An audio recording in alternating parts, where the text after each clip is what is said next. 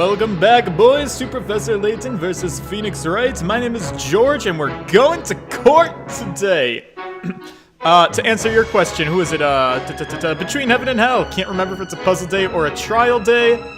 I am pretty certain that today is a trial day. Let me refamiliarize yourself with the situation and what's going on. Let's get things started here right away. It was only a matter of time. I think we all knew, all of us Ace Attorney veterans, that our dear assistant Maya was at some point going to get arrested. For murdering somebody, something wrong was gonna happen. Since this is a game about witch trials, and my dear friend Maya is a spirit medium, I was convinced from day one she was going to be accused of being a witch by channeling a spirit, and I was half right. It does appear that Maya is probably going to be accused of being a witch, and she's probably about to be in court right now. Not for spirit channeling, but because she seemed to be the only woman in the vicinity when, Professor Layton was allegedly turned into a gold statue, and then broken in half. Not in half, but his arm broke off of his body. So it's gonna be a tough one to explain. Luckily, I, Mr. Wright, have a penis between my legs, and as a man, I could not possibly be a witch. That's only a woman problem. So we're gonna be defending her, I think, probably today, because that's my job. She's my best friend. This happens about once a year. Maya gets accused of murdering somebody, and I get her off the hook. So we're gonna do that today, and it's gonna be fun. Also, you guys, did you hear the slap felt around the country last night? Or Sunday night? Yeah.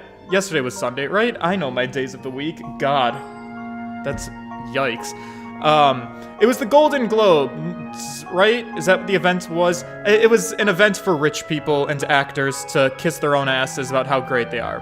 And, in case you haven't somehow heard, because it's been literally everywhere on the internet, Will Smith slapped the living piss out of Chris Rock after Chris Rock made an insensitive joke about Will Smith's wife.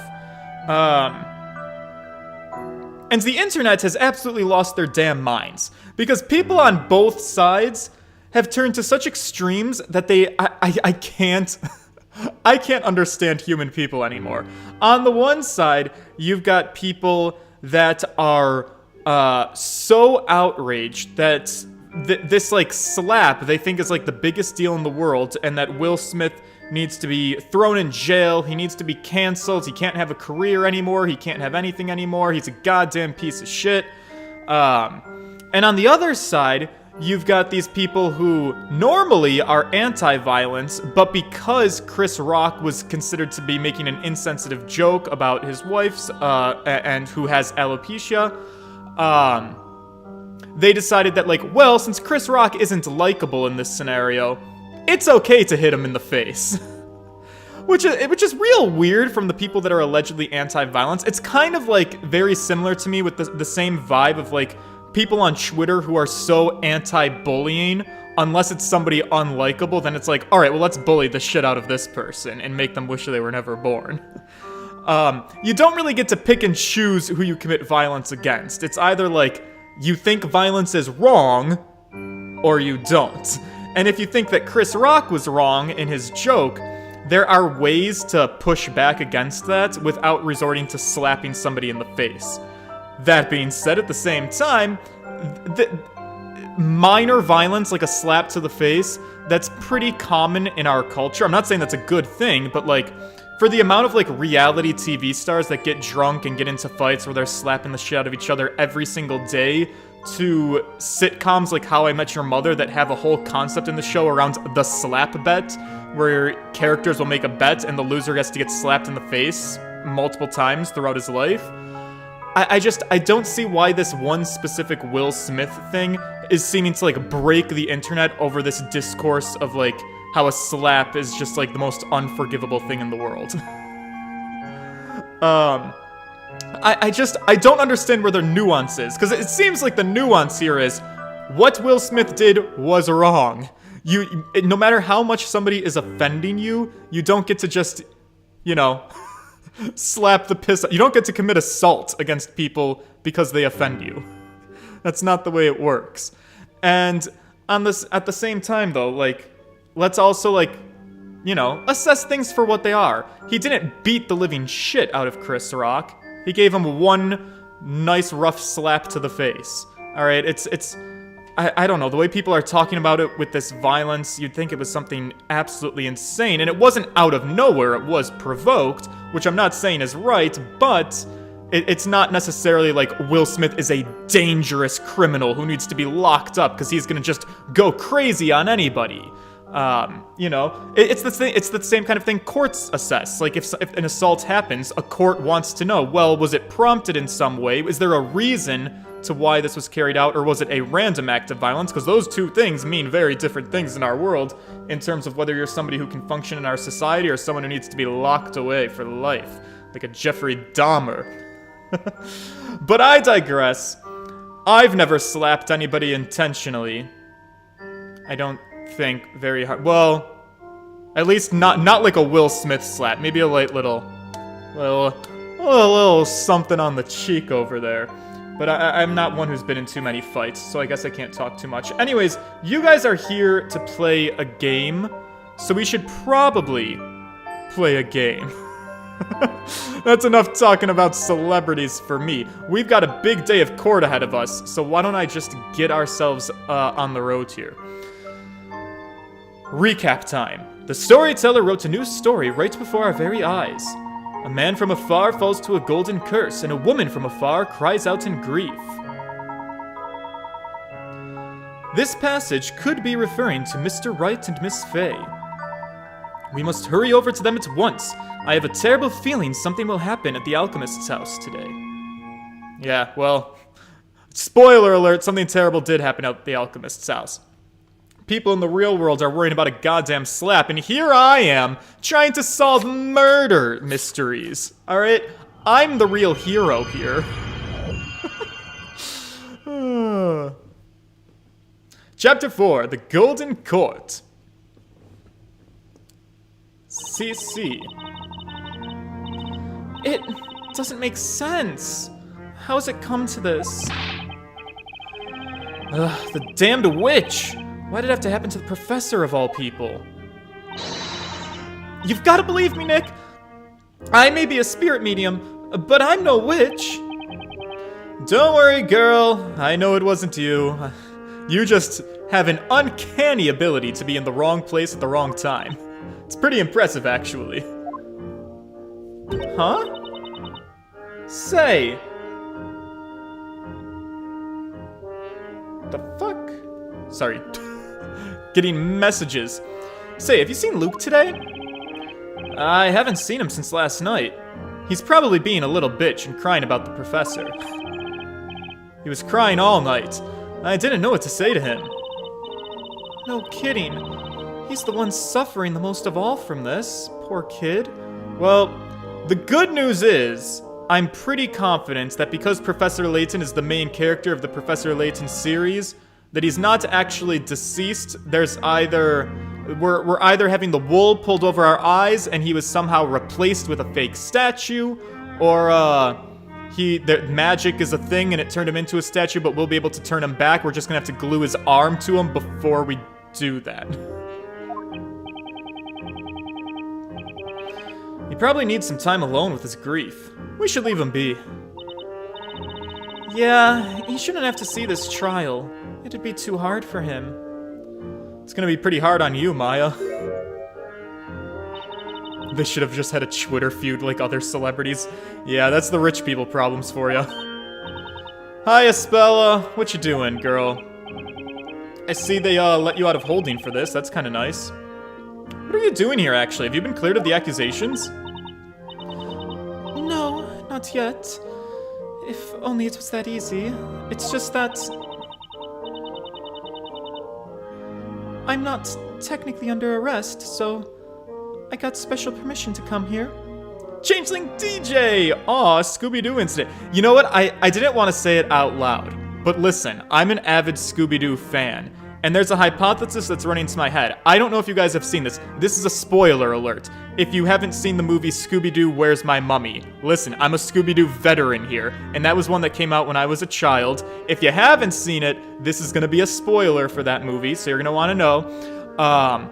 The cast of characters are good friends, like Velma, and I think maybe even Freddy too. At a certain point in the film, they get petrified or turned to stone. But, like, the wool was being pulled over people's eyes because obviously Velma and Freddy, they were not actually turned into stone.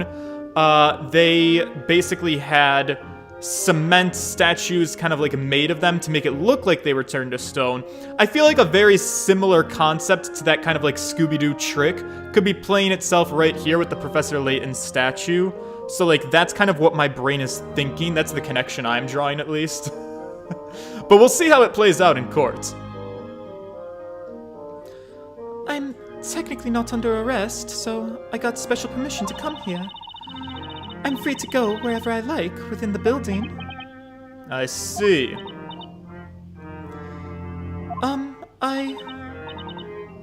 I heard about Mr. Layton. It's awful. He was such a good man. I'm sorry, Espella. Huh? What are you apologizing for? We were supposed to find clues connected to Bezella, but we couldn't find anything. And now, the professor's... No, don't say that. It's not your fault. And I don't believe a word of what they say about Maya. She isn't a witch. Yeah, no. Maya is many things. A witch is not one of them. Thank you, Espella. Mr. Wright... Do you mind if I assist you? In court today? I mean, girl, sweet gesture, but like... what are you gonna do for me? I don't mean to be a dick, but like... I don't think you're an ace attorney. Huh? I know I may not be of much use, but... I'll do what I can. I want to help you and Maya. Espella? Excuse me! Oh. Hi, it's my they-them pal. You're, Grey Earl, right? Grey Earl, butler of the late Master Belduke. I've come to inquire after Miss Maya. It is most regrettable what happened yesterday. Oh, thanks for coming all the way here. Yeah, why are you here? Huh? You look really pale, Jean. Are you alright? Oh. Please, don't worry about me. It's merely that, since the incident, sleep has eluded me. Oh. I spent the night searching through Master's notes on alchemy. I hoped there may be some mention of a method by which something turned to gold may be reverted back to its original form. So you were looking for a way to rescue the professor? Human fate is often cruel, but that's also why we never lose hope. Jean? Defender! Accused! Trial's about to start. Proceed to the chamber. Yeah, I'm coming. Nick! Alright, cheer up, Maya. Look, I'm not just gonna get them to sentence you. I'm not gonna let them sentence you. We've been through the ringer so many times. You know you've got faith in me. Yeah, you're right, Nick. I just wish this would stop already. Whether someone's a witch or not, nobody deserves to be burned alive. Yeah, I can't stand for it either. So, even though I do want to declare Maya innocent, let's try to not pin the guilt on somebody else. Let's try to not inadvertently get another person killed today. See if we can pull it off. If you'll kindly excuse me now, I must return to my duties. Yeah, no problem, buddy. We appreciate you coming to see us.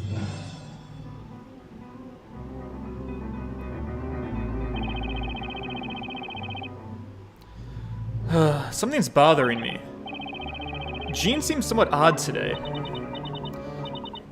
Let's go, Mr. Wright. The trial's about to begin. Yeah, Jean's a bit of a sketchball. Oh, God! I do not like seeing my bestie in a cage above a pit of hellfire.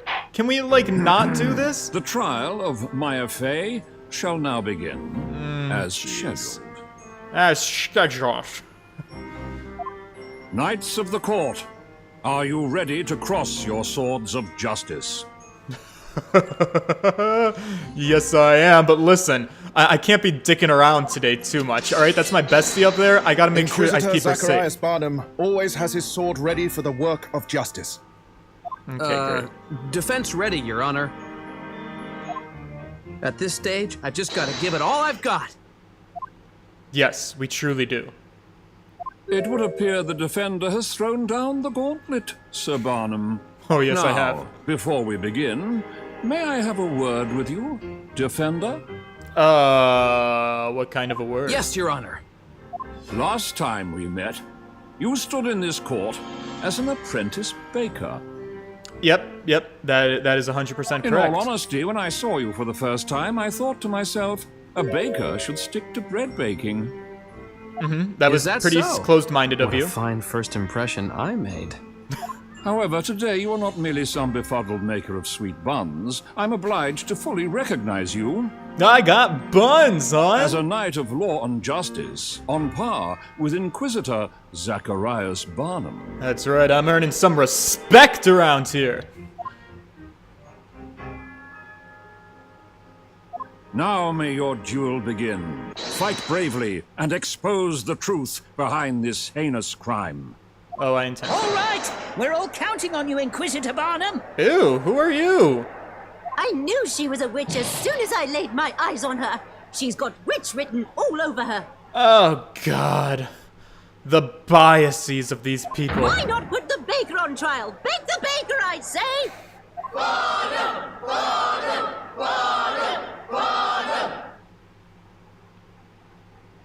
Watch Maya Loki also be joining in. Just even though she's on trial and in the cage, she just can't help herself. Oh man, I love a cheering crowd. Barnum! They treat him like some sort Barnum! of celebrity.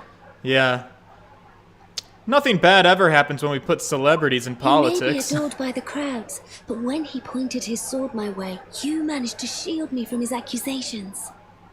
Maya clearly isn't a witch, so surely your victory is certain. Thank you for believing in me, Espella. Thanks. It's pretty much all the help you've got for me. I have given you leave to come to this trial today. However, that does not mean that the charges against you have been dropped. Rather than worry about others, you should consider your own situation. Thank you for granting me your permission, Inquisitor. Inquisitor Barnum, you may begin your opening statement. As you wish, my lord. As usual, let us commence this trial by first recounting the events if it pleases you, Sir Blue Knight. Yeah, as you wish, Inquisitor. This heinous crime occurred in the residence of the late Newton Belduke, the alchemist. Here is the sketched plan of his residence. Okay, yep, this all looks familiar. This room of a somewhat questionable nature is the alchemist's study, in which the incident took place. Oh my god, look at how cute Maya's face is!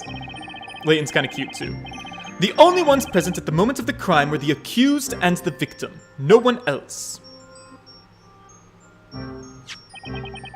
The witnesses who arrived at the scene seconds later have indicated where they found the accused and the victim. Very well. The sketch is accepted as evidence. Great. The accused took Sir Layton's life with the most cruel of magic. A living man 1 second, a gold statue the next. Such wickedness. Magic that turns things into gold. Alright, so we got the King Midas court ahead of us. Several townspeople rushed to the room and paid witness to the horror of this magic. The accused has been captured and charged. Yeah, and one witness who had me a little bit sketched out was the drunk guy, also known as some guy, also known as Amir. He was there. And I'm like, what was he doing there? And he was also at the first one. So listen, all I'm saying is Amir is at 2 for 2 witch incidents. And I know that Amir is also a boy, but like, could he maybe be a witch? Goodness! It is terrifying. Rumors have reached me that the victim was a most scintillating man. Not quite certain whether it was prior to or after. But, incidentally, was this Sir Layton not the same hat maker who attended our previous trial? Well, no, he wasn't a hat maker, but bizarre as it is, Sir Layton's profession and his origin remain unknown. He was a stranger in this city, that is all we know. And you, sir, his acquaintance, you are an unusual presence in our city yourself. Thanks, I'm one of a kind. Today's case certainly is peculiar. That is not the last of the peculiarities, my lord. The alchemist's study has been the scene of another strange incident in the past. Ah, yes, I remember it as if it were yesterday. The mysterious death of Newton Belduke himself. Great, we got a double mystery on our hands. Indeed, my lord. Regrettably, the only case of witchcraft still to remain unsolved in our fair city. The witch may have escaped her punishment back then. But perhaps today is the day of which both of these mysterious crimes shall be solved. Whoa, you think Maya killed Newton? She wasn't even here back then. Alright, she was too busy sitting in jail for the death of her mom, and for the death of her sister, and for the death of a random man who went to see her aunt. Patience! You will know soon enough. Sir Suddenly Pale Blue Knight. I am pretty pale. Can't argue there. Oh, interesting. It seems that the Inquisition have something up their sleeve. Inquisitor Barnum, you may begin. Thank you, my lord. The Inquisition summons the witnesses to this malicious crime of witchcraft. If only I'd made it to the room sooner. Maybe I could have prevented all of this from happening. I won't let Maya take the rap for this. I'm gonna find every single crack in their testimony and prove it wasn't her. Great. Can't wait to talk to this cast of characters. Welcome to the Witches' Court, honorable witnesses. Now, let us hear your names and occupations. Oh, Christ. I'm known far and wide as Amir Punch and Bog. Soon to be the head of Punch and Bog's retail organization. Pro. Hang on! Excuse me, witness. Oh, what's that, Blue Squire? You're the guy from the previous trial. The fuck has happened to you, actually? You look like you've been on one of those ultimate makeover shows. Whatever do you mean? My name's Amir Punch and Bog, soon to be head of the Punch and Bog's retail organization Pro. Inquisitor Barnum, what's the meaning of this? I do not care to delve into the witness's personal affairs.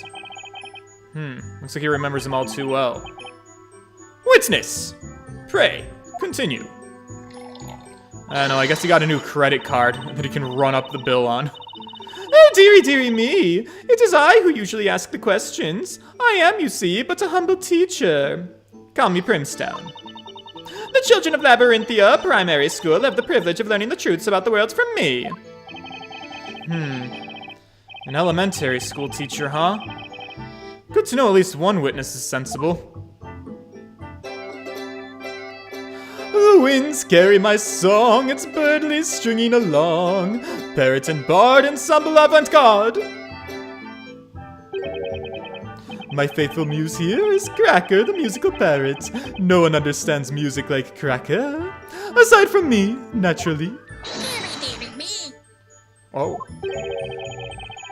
At least it's not another goat. There is an awful lot of beasts in these courtrooms. What a smart bird! He just imitated the teacher perfectly. That's my job.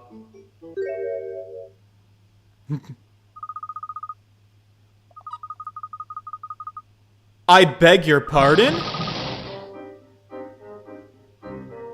Luke! You little Excuse me, Luke, you can't do this! He's gonna be a witness? I mean, I guess that's technically correct. He did witness it. He walked in there. Wow, I didn't think that at all. I'm Luke Triton. My occupation is the professor's apprentice, also between heaven and hell. Thank you. I appreciate the pun.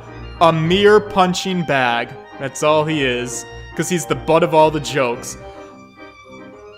Luke is the witness? I knew there was a reason I didn't like him. Luke? But why? He's not even gonna look me in the eyes. Be a man, you little bitch. What are you doing there? I made up my mind. I'm doing this for the professor. A gentleman has to pursue the truth. But Luke! That's where the Inquisition's witnesses stand. I'll never forgive that witch. A gentleman shouldn't glare at people if he wants to hit them in the face. Luke. Your friend today can be your enemy tomorrow. Such is the hard reality of the battlefield. Okay, this I didn't see coming. Witness! We will now hear your testimonies. Tell us all of this wicked incident, which you have been unfortunate enough to witness. Oh, jeez. Okay, well, alright, well, let's rip Luke apart. He's just a little kid. We can take him. What we witnessed.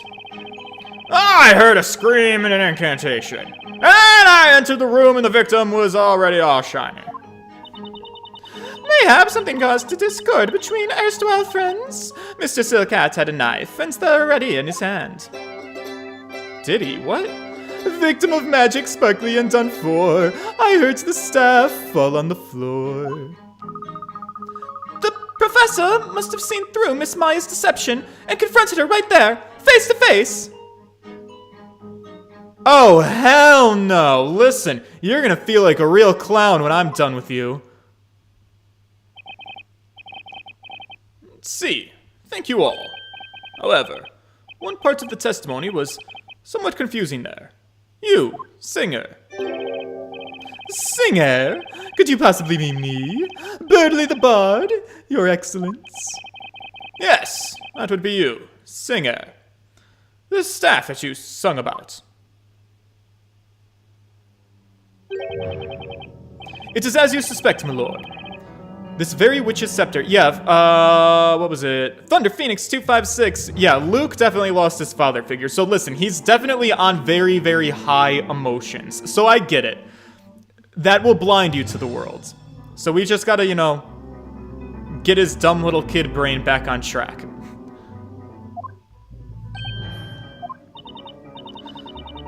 There are 2 different magic gems attached, meaning the perpetrator could have used 2 types of magic. Yeah, that seems to be the rules around these parts. This gem here enables the use of a gold transmutation spell, Goldor. Ah, yes, Goldor. Just the word alone makes my tiny hairs on the back of my neck stand up. Ha ha! That's the one, all right. That's the dreadful incantation that I heard, a mere punching bag. I heard it with my own 2 ears. Dearie, dearie me. I have seen that scepter, so I have. Clank tips over the golden man. The scepter falls, not the witch's plan. Ah, dearie, dearie me. How dare she do that to the professor? By the way, this witch's scepter was found on the floor near the victim. If you'll turn your attention to the sketched plans, it was located right here. A scepter dropped by the accused would naturally tumble exactly to that spot. Objection! That sounds presumptuous of you. Inquisitor Barnum, what you're saying amounts to nothing more than baseless assumption. Thank you, Phoenix. You and me, we got the same wavelength going. You're on edge today, Sir Blue Knight. Is it because your friend is on trial? Perhaps you had better cool yourself down. Well, anyway. The court accepts this scepter into evidence. Thank you, my lord. Alright, we got another Talia Magica. Goldor transmutates the caster's target into solid gold. The spell will transmute the closest targets within range. Interesting. Inquisitor Barnum, may I ask you something? What is it now, Sir Blue Knight? We know that one of the gems is for the spell Godor, but what about the other one? Thank you. Yeah, that's gonna be important. A naive question. Why? Naivety may be no hindrance to a baker who spends most of his time amidst the bread, but it can be your undoing here in court. Would a knight put a weapon in an enemy's hand? He's telling me to do my homework, huh? Right, okay, well why don't I take a look right now, can I? Demir, Goldor. So we got another one, Ignace. I don't have anything else. Mr. Wright, I'll look for information about that magic gem in the Grand Grimoire. Oh, alright, thanks girl, that's how you're gonna help me. Right. I always need my assistant to do the reading for me. Just leave it to me. She seems happy to help. Alright girl, work quickly though, because I'm gonna need that spell, please. The defender may interrogate the witnesses. Great. See, you still have a gluttony problem, that's fine. I heard a scream, it's an incantation, and then when I entered the room, the victim was already all shiny. Alright, let's press. Get our pressing fingers at the ready. And, what is this all about exactly? What do you mean, Blue Squire? Your gaudy, colorful outfit is what I mean. Your attire was different last time. You were a little bit more, modest, so to speak. The Emir you knew back then is no more. I'm a new man now, reborn into the higher echelons of society.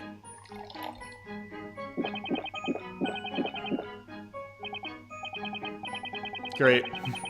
What's he drinking? There's a skull and crossbones mark on that bottle. Enough idle chatter. The witness heard a scream and an incantation, is that correct?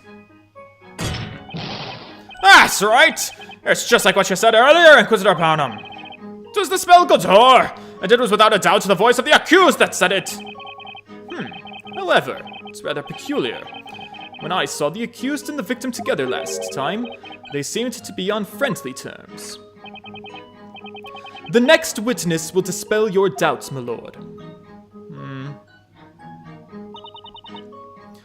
Something caused discord between the friends. Mr. Silcat had a knife at the ready in his hand. What? Are you saying you think they quarreled? The other day, I saw you all together in the very court, and you were evidently friends. Well, yeah, that's true. But what's that got to do with... Now, everyone, listen carefully. No chatting in the back row. What I say now will be in the next exam. Miss Brimstone's lesson, number 5. Friendship leads to nothing but trouble. People would not break up in their parts of ways anger. People would not break up in parts of their ways in anger if they did not become friends in the first place. Wow. Kids in your class must grow up with no psychological trauma of any kind. Oh, dearie, dearie me. What I saw in that room curdled the blood in my veins. No way! Oh. What? Mr. Silcat was pointing that glittering knife ever so threateningly. Luke, you got something to say about that? Thunder Phoenix 256, I just realized this is the first Ace Attorney game you've played that has the zoomed-in shots of the defense and prosecutor when the cross-examination text is on screen. The Phoenix Wright trilogy had them on the DS, but in the HD remake on Switch, it didn't have those. Oh. Cool, so those are kind of nice, the little, like, head-to-head. Is everything okay, Luke? No, of course it's not okay! The professor was a true gentleman, and no gentleman would go around threatening people with knives! Well, couldn't agree more with that statement. Silly boy, I saw your professor pointing a knife. Are you insinuating that I'm a liar, you cheeky little whippersnapper? The professor would never do that! You don't know him! Oh my god, they're the same person. They're both Wendy Oldbag. At least Luke found someone else to antagonize. Mr. Wright? Yeah, what is it, girl? I think there was some important information in Miss Brimstone's testimony. Do you? Oh, I'm sorry. It's not my place to say things like that. I didn't notice anything. What could that be? was Espella about to say? Ask Espella to speak out, or tell her to silence women. The men are working today. Espella, why don't you tell us all what you noticed? Is that okay? It's just something I'd like to ask Miss Brimstone about. Well, go ahead and ask her, girl. You already opened the cat's bag. Miss Brimstone, do you mind if I ask you a question? Oh, it's you, Miss Espella Cantabella. Miss Brimstone, did you actually see the knife that Mr. Layton was holding? I did. As a matter of fact, yes, I remember that glittering blade very well. A most frightening sight it was, too. And you saw that from the door, didn't you? Now, if we look at the sketch... When the incident took place, Mr. Layton must have been facing this way, correct? That must have been the case. Otherwise, the witness would not have been able to see it. Well, that's all I wanted to ask. The more information we have, the better, right? I see where she's going with this. The direction the professor was facing. That could be important. Yeah, because he wasn't facing Maya. So he was protecting Maya. The information shall be added to the court's record. Okay, cool. I'm sorry I jumped in like that, but I really wanted to help. Hey, not at all, girl. We're able to get some more info, and that might come in handy, because I think I'm going to have to use that to rip these boys apart. You think so? Oh, I do. Now then, the next witness shall continue with the testimony. Okay. Victim of magic. They heard the staff fall to the floor. Professor must have seen through Maya's deception and confronted her there face to face. Well, interesting you bring that up, Luke, you little bitch, because guess what? We just got some new information that shows us that the professor was not facing Maya face to face. Nice choice of words. Luke, you said that you will only believe what you see with your own eyes. But what you think you saw may not be the whole truth. Huh? What do you mean? Take a close look at the sketch of the crime scene. At the time of the incident, Professor Layton and Maya were standing here. Now, we've learned from Miss Brimstone's testimony which way the professor was facing. He was facing this way. Oh? You testified that the professor confronted Maya face to face. But looking at the sketch of where they were standing, one thing's pretty clear. There's a contradiction in your testimony. What? Oh my god, he's so small next to all of them. Barely get his face over the counter. Whether they were facing each other or not is of no relevance whatsoever. They were the only ones in that room. It was the victim, thus the other must be the killer. The witch. I'd ask you to wait before jumping to conclusions, Inquisitor. Think back to Miss Brimstone's testimony. She told us that the professor was pointing a knife at someone threateningly. However, you can see in the sketch that he wasn't threatening Maya. So that begs the question, who was he pointing the knife at? Luke? What's up? The professor would never point a knife at anyone. I was the one who opened the door to that room, so I was the first witness, and I saw no knife. Miss Brimstone's testimony is not reliable. Oh, dearie me! Will you look at this child sputtering nonsense and talking badly of his elders? Inquisitor Barnum. Yes, my lord. It should pose no difficulty to verify whether or not the victim had a knife. After all, that sparkling golden body of his has been found at the scene of the crime, has it not? Oh yeah, that's true. Indeed it has, my lord. Court attendants, you heard the judge. Bring the victim into the courtroom. Are we sure that's a good idea? Seems like we're gonna bring in the golden statue. Professor?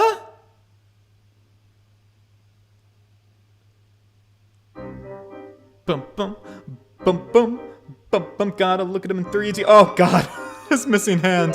That's not helpful. But I'm pretty sure he didn't have a knife. I'm pretty sure I saw the statue and it was just him pointing. Look at that. Did it get damaged in transit? Professor! Professor! So this is the power of the gold transmutation spell. Most spectacular! It looks like a work of the finest artisans. I assure you it is the work of no artisans, my lord. By the way, the missing arm has not yet been found. Oh, that's weird. You guys didn't find it at the crime scene? How did that happen? Because it definitely broke off the statue in the clip that we saw. I can't believe this!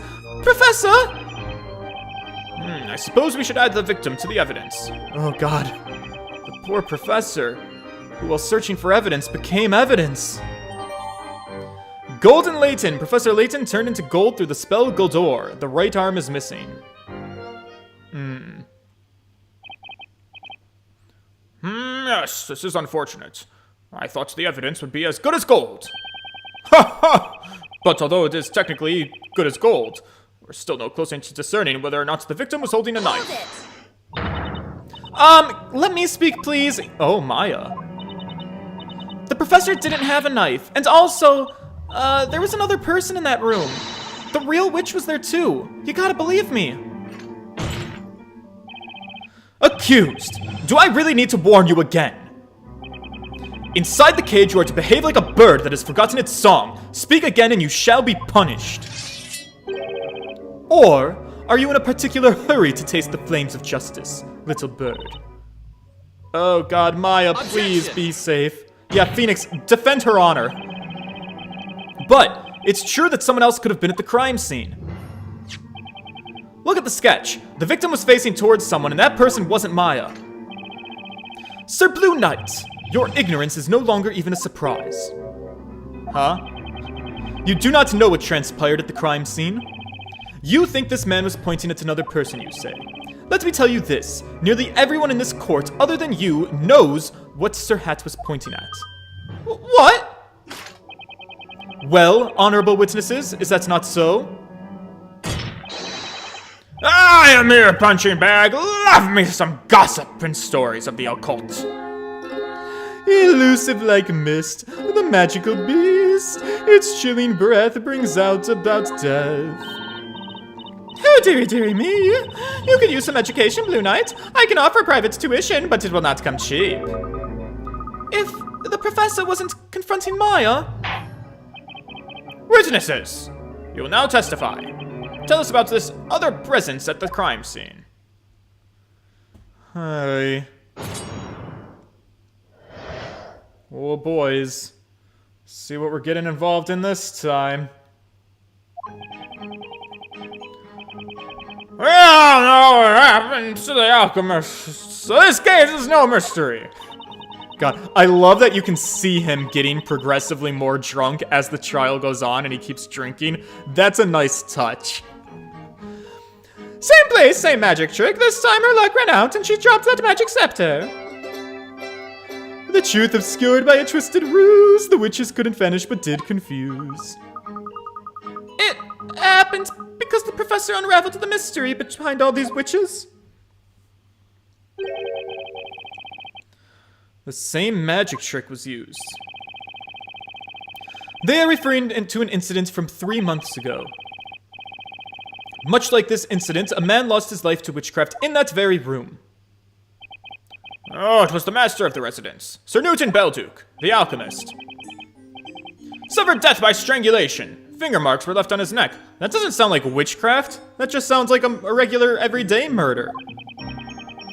Between heaven and hell. Oh, isn't this a kid's game? Yeah, kids' games, not so kid-friendly.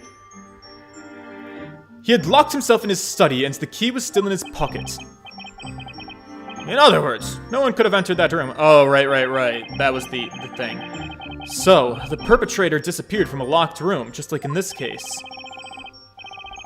A large amount of powdered medicine was spilt all over the floor. Powdered medicine, huh?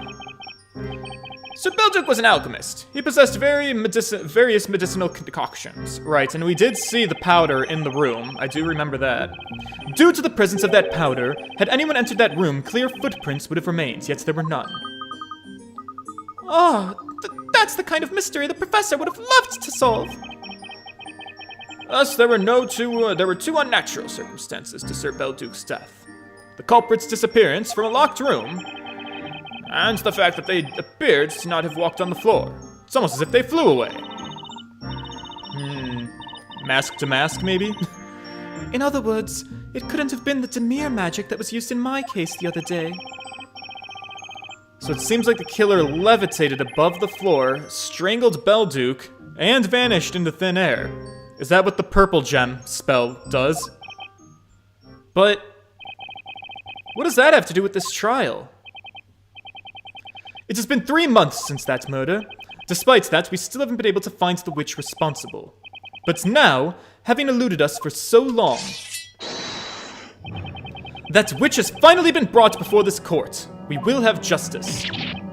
I don't think that's correct. He thinks Maya killed the alchemist too? You gotta be kidding me. We weren't even here back then. But I guess it's not like I can really explain that to him. Well then, why don't you interrogate the witnesses? Now that you are aware of the connection between the 2 murders. Objection! Yeah, please. You can't be serious. 3 months ago, we weren't even, Defender, you may interrogate the witnesses. May their testimonies lead us to the truth. Okay. I'll try. Let's start pressing things. Well, what happened to that alchemist? Case is no mystery. You're talking about Mr. Belduke's murder, which took place in a locked room. Real shocker right here, right? Everyone's talking about it. People don't say this out loud, you know. But listen, you know, hey, you're thinking into it, okay? What? I truly don't have the faintest idea of what you're talking about. Ain't it clear as day? He was an alchemist. An alchemist! Alchemy is like magic, ain't it? Sir Belduke was a man. Only a woman can be a witch. What's more, witchcraft has nothing to do with alchemy. They're different. Somehow. God. They don't even know what the fuck's going on. Alchemy is the mysterious art of manipulating the forces of nature, or so it is said. Sounds like a lot of magic to me. Alchemy is incomprehensible to regular people. It's all magic, really. A couple of days before Wish got over, was lightning struck. Lightning? Ah, you're asking because I like telling that one. All of a sudden, like a bolt from a blue of the sky, there was this bolt from the sky, only it wasn't blue. The sky lit up and turned blood red, and then out of nowhere an old-looking bell tower appeared in a burst of flames. Makes you realize Mother Nature's pretty powerful stuff, eh?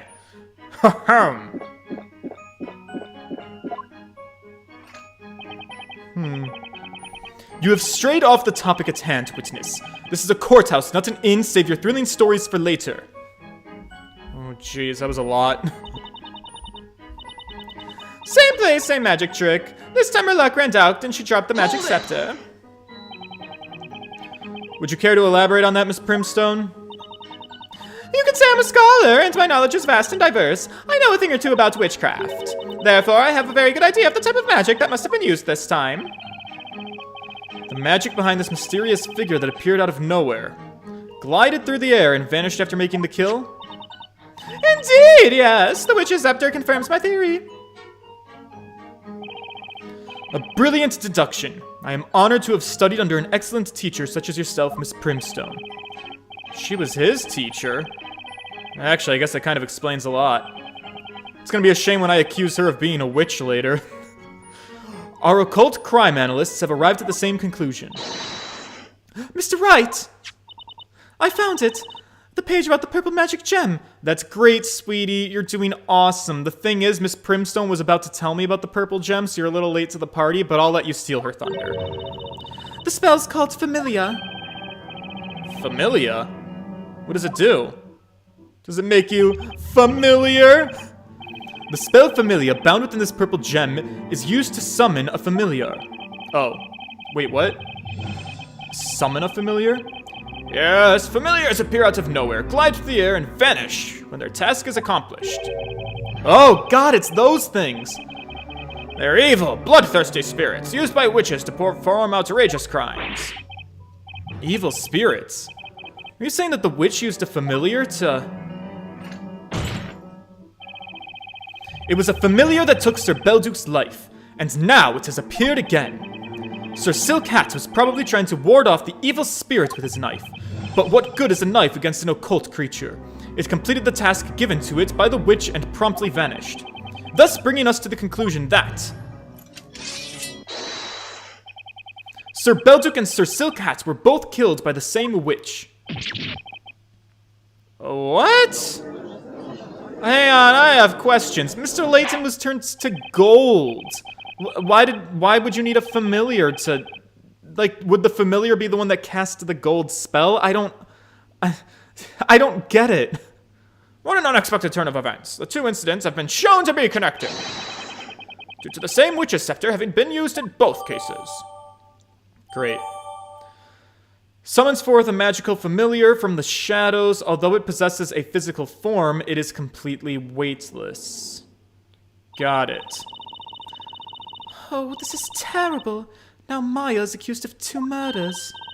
Oh, dearie me, I was right, as always. This gruesome murder will be in the next exam. Make sure to take notes, children. Now, I shall divulge what really happened. We're all ears, Miss Brimstone. Of course we are. The housemaker was pointing the knife at the witch's familiar. Hold it! Did you actually see the familiar? Oh, dearie me. No, I did not. When that boy opens the door, the familiar had just disappeared. Had the boy opened the door sooner, no doubt we would have seen it. If he were my student, I would have made sure to teach him not to dilly-dally. Yeah, Luke, how do you feel about that? Hang on! I'm gonna love seeing these two fight with each other, the child and the teacher. Is everything alright, Luke? You seem to be deep in thought about something. No, it's not right at all! Is there something in Miss Brimstone's testimony you'd like to comment on? That's what I keep telling you! The professor wouldn't point a knife at anyone! Dearie me, what an impertinence little child! I'm telling you, I saw a knife. I distinctly saw the glint of a sharper blade. Objection! Yeah, what you got, Phoenix? At any rate, all we can see now, the victim's arm is missing. As such, there is no proof that he had a knife. Objection! That is but a mere detail. It matters not. A mere detail? Matters not! Oh my, anyhow, I wonder, where could that missing arm be? Yeah, that ought to be looked into. It really should be looked into. How are you even going to conduct this investigation without having all the evidence? Who's my mysterious folk? God damn it. It's this boy. Alright. Hang on! What's up, stud? Hey, mister. Do you have something you want to share with us? Oh my god! You evil, horrible, drunken fool. He stole the arm. He stole the arm and he sold it! That's why he's decked out in all the bling and he's got all the poison he could want. He sold a pure gold arm on the black market to get all of his riches. Ah! He was there at the crime scene. We can't find the arm. It was solid gold. God damn you, you fuck! I can't believe it just clicked for me. That's 1000% where this is going. Mr. Amir! Yes, Mr. Amir, punching bag to you, Bluey. The likes of you ought to show some respect for a future man of such wealth as me. You seem to be looking ahead to a future full of newly gained riches. I can look wherever I bleed and please. Anyway, why are you looking at me like that? I don't know about that gloating bloke's old arm. Excuse me, Mr. Wright. What is it, Espella? I may be wrong, but there's something about that man. Wouldn't you say he looks, suspicious? Yo, it's not just you. Everything about him is shady as hell. Makes me want to double check my pockets. Mr. Amir, stop pretending you don't know anything about the victim's missing arm. Pretending? I told you I know nothing, not a zero, nil. I ain't seen it, or heard about it, or put it in my pocket. Put it in your pocket, eh? It wasn't me, honest. Seriously, I got nothing to do with it. Objection! Oh my god, whose objection was that? Mia! You lying, cheating, good for nothing, you tried to deceive me! Oh no, what is happening? Order! Order in the court! Who are you? Oh god. You want to know who I am? I'm Prince the Prawn Broker. And this man's a shameless cheating bum. He had the nerve to lie to me. What did he lie to you about? I'll tell ya! On the day of the crime, Amir came to my shop. He waltzed up to me saying he got his hands on a superb work of art rare as gold dust. Well, I think I know where this is going. That's work of art. Could it be? I've got it right here. God, he framed it. Oh god, what does it say? Just like I thought. That's... Oh my. Professor! It's the professor's arm! It's pure gold, exquisitely crafted. It was entitled Towards Tomorrow, or something like that. Alright, but you know what I don't see in there? I don't see a knife. So, Little Miss Hunty with the glasses and the teaching skills, you're fucking dumb as rocks. And so, suspecting nothing, I paid a rascal a rather handsome sum. Oh, who would have thought? Oh, what am I hearing now? That it was a human arm, no less! You're a monster! You're as bad as a witch is familiar yourself! I didn't know it was his arm. I swear when I saw it, it was already like that. What do you mean? I was last to the scene and it caught me eye right away. Oh god. It looks like something you would insert inside of yourself. What? No, don't say that. That golden arm pointed up at the ceiling with such optimism and authority. I thought it looks like it's showing me the way to a better, brighter, richer tomorrow. To me, it was a work of art, a precious one at that. The disrespect of a human corpse. And then it found its way into your pocket and you pawned it. You mounted it on a crude stand, gave it a tawdry title, and passed it off as some kind of sculpture. Yeah, you did do all of those things. Don't try and look away from the truth now. Damn it! I can look wherever I damn well please. I'll look away from the facts and forward to the future. Always on to the bright side. Wow, spoken like a true American. That's Samir Punching Bag's motto.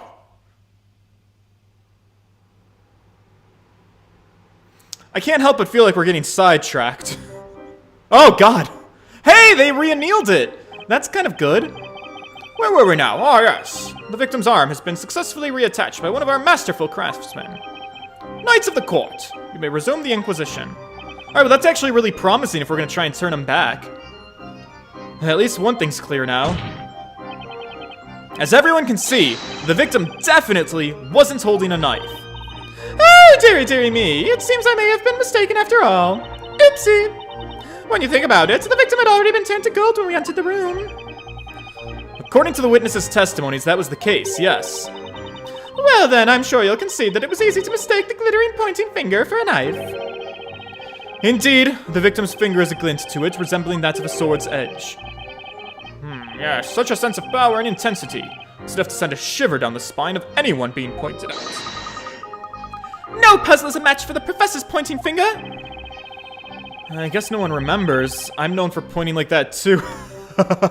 Phoenix, you kill me inside, buddy. I think your pointing finger makes quite an impression too, Mr. Wright. She's just taking pity on me. Maya wouldn't compliment me like that. Is it all you had to say, Sir Blue Knight? I beg your pardon?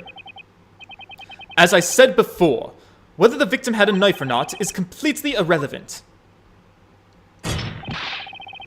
Yeah, what he said. You better apologize to me now. Badgering me for no reason like that. Is that all there is to it? Or could the arm hold on to some other clues? Well, we've come this far. Maybe there's something else you could ask about. She's right. I gotta ask some more questions. Well then, Mr. Amir. Perhaps you could tell me one more thing about this arm. When did he find it? How much did you pawn for it? Where was it lying? This might be the most relevant, because we already got the information of where he found it, right? Because he found it, or when he found it, because he was the last one in the room. I think where it was lying is what we're going to want to know. I don't really care how much money he made off of it. You found the arm on the floor, pointing upwards, you said. Yeah, I did. Finders keepers, I say. It was pointing straight up at the ceiling. The arm somehow happened to fall down in such a way that it landed upright. Sounds like pretty slim odds. Actually, it reminds me of a puzzle. Oh my god, are we gonna solve a puzzle in the middle of court? Now, if you could just show us on the floor plan here. I'd really like to know the exact spot where you found the victim's arm. Sure, I remember it well. 'Twas right there. Yes. It's where you would expect it to have fallen. Is it though? Now, if that's where it was, then something's definitely not right. If you keep looking at that sketch so intensely, you shall burn a hole right through it. Or perhaps, you're going to claim this contradiction in it somewhere. This arm is the final clue left by the professor. Even after turning to gold, he was pointing out something important. Namely, the key to solving this case. Well, Defender, Do you see any problems with the location as marked on the sketch? There's gotta be a problem of some kind. I guess it's time to get my bluffing face on. Of course there's a problem! And where would that be precisely? The professor's arm has armed me with some vital evidence. Its location leads to a huge contradiction.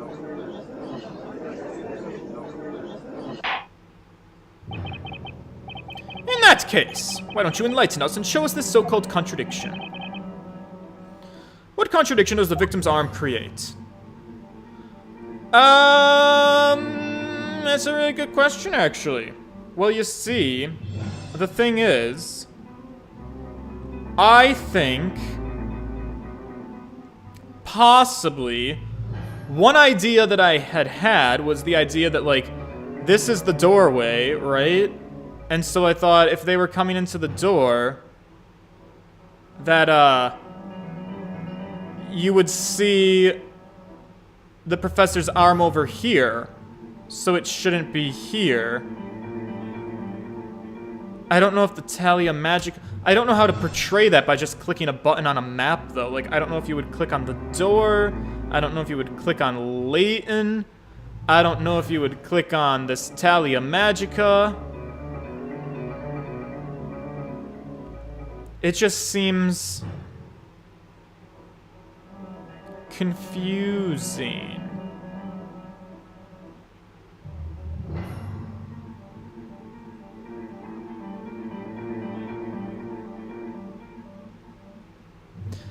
It would also help me if, like, the powder was displayed on this map, because the other idea I have is, like, we talked a lot about this powder. They made a big point to bring up that there was powder on the floor.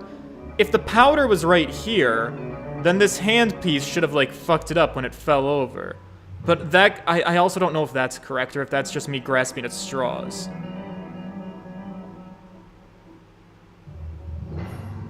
So you could see my, and even if it were, like, if it was the powder, I don't know what to click. Like, do I click the hand itself? Is that the contradiction? Is the door the contradiction? Is Professor Layton the contradiction? Oh god, it's all just so confusing to me. Maybe Professor Layton's the contradiction. The contradiction in the location of the arm is one of these things. I think it's gonna be a person. I think it's gonna be either a Maya, a Layton, or a Talia Magica, because those are our objects. But which one? Doesn't make the most sense in the world. Maybe the Talia Magica, because she dropped it. And so, like, if this thing fell and this thing was here, then it should have fallen into that and knocked it over. I'm really, like, digging at straws here. Yeah, let's throw this out, see what happens. The contradiction is right here. This is the witch's scepter. I guess, yeah. Let's go over the order of events. As per the witness's testimonies. Oh, did I get it right? First, the witch cast a spell on the professor, turning him to gold. When all of you rushed to the crime scene, that golden statue fell down, making a loud noise. Next, the witch dropped the scepter. Right, order of events. So I was right. If she dropped the scepter after, it would have hit the hand and it would have knocked the hand over. I'm so good even when I'm doubting myself. What are you getting at, Sir Blue Knight? All witnesses agree with this order of events. Yeah, I agree with it too. That's right. They all agree that's how it happened. But then there's the arm. Well, what about it? Spit it out. Oh, God, a bop is building? Why is that? I don't know, we must be confident. Let's assume that Maya was the witch. Now look at the sketch again. The witch dropped the scepter after having turned the professor into gold. The scepter tumbled along the floor and was found here, as asserted by the prosecution. However, that would be impossible if there's no way it could have been hidden there. Oh, I see it now. The arm, it was... I'm glad you seem to have noticed. The victim's arm was on the floor right there, standing on its end. Therefore, the scepter couldn't possibly have fallen this way. Ergo, it couldn't have been the defendant who dropped the scepter. In other words, Maya is not a witch! Boys! I know he didn't do it. Something we're way too early into trial. Order! Order! How can this be? The Inquisition's reasoning has been proven invalid through just one single piece of unusual evidence. Yeah, that's kind of my MO. Call it Layton's magical touch. The professor sacrificed his arm to leave us just the evidence needed to turn this thing around.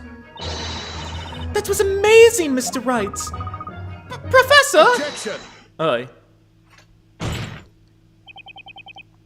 An admirable deduction, Sir Blue Knight. That I cannot deny. Even if we are to assume your reasoning is correct and that girl in the cage is not a witch. Even if...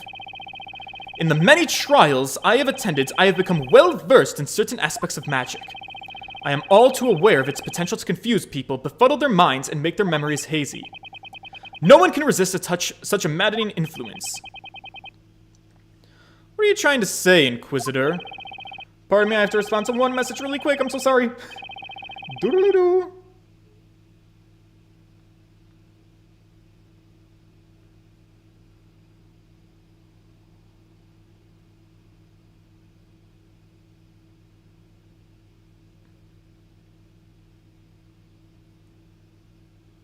Okay. The scepter could not have tumbled across the floor if the arm were in its way. However, can we be sure that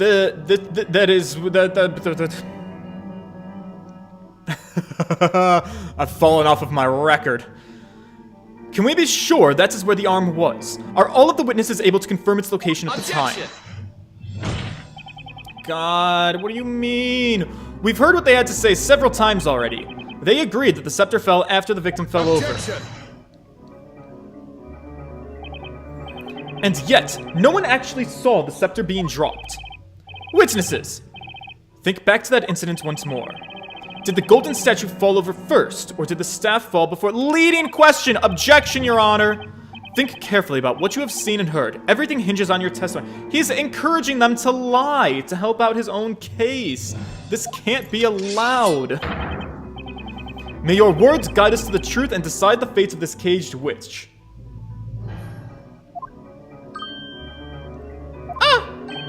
Ah! Oh. Oh, dearie me. I was about to get ready to leave, but it seems there is need for further questioning. Testify once more, witnesses. Tell us of the golden statue and the Talia Magica. Okie doke. Witness testimony. I was only focusing on the professor, so I don't remember much else. I don't know. I got there last. Sorry, the thing's light was glinting and glittering away. Just couldn't see much else.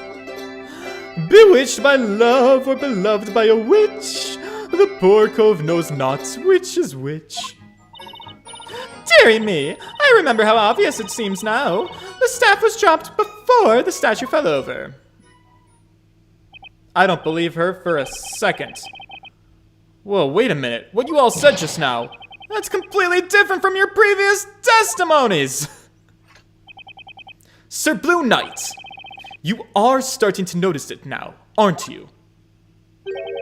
That is the way of magic, such as the effect of the black art tends to have upon those who witness it. The witnesses are not lying, but simply having trouble remembering the truth. Well, that's a convenient fucking excuse to not accept responsibility. Confronted with magic, their brains turn to mush? Yeah, let's blame magic. Ever since our ancestors drank from the fountains of wisdom and obtained the capacity for reason, witchcraft has been the one thing to remain incomprehensible, even to the most intelligent of us. Nevertheless, the onus is on us to stand up against magic and pass judgment on these witches. And so, here we are doing a battle with the weapons of the wise. Words. With words, we shall pass judgment upon this supposed witch. Yeah, my bullshit detector's going off pretty hard right now. Defender, you may begin your interrogation and help us arrive at the truth. Cross-examination again. Golden statue and the scepter. Alright, press them all. Luke. Buddy. You said before that you heard the scepter fall to the floor. And that was after the professor fell over. I thought so. I thought so before, but now, the more I think about it, the less certain I am that I actually heard it. How could I have been paying attention to anything else when the professor, he was, my memories of everything else are just too fuzzy.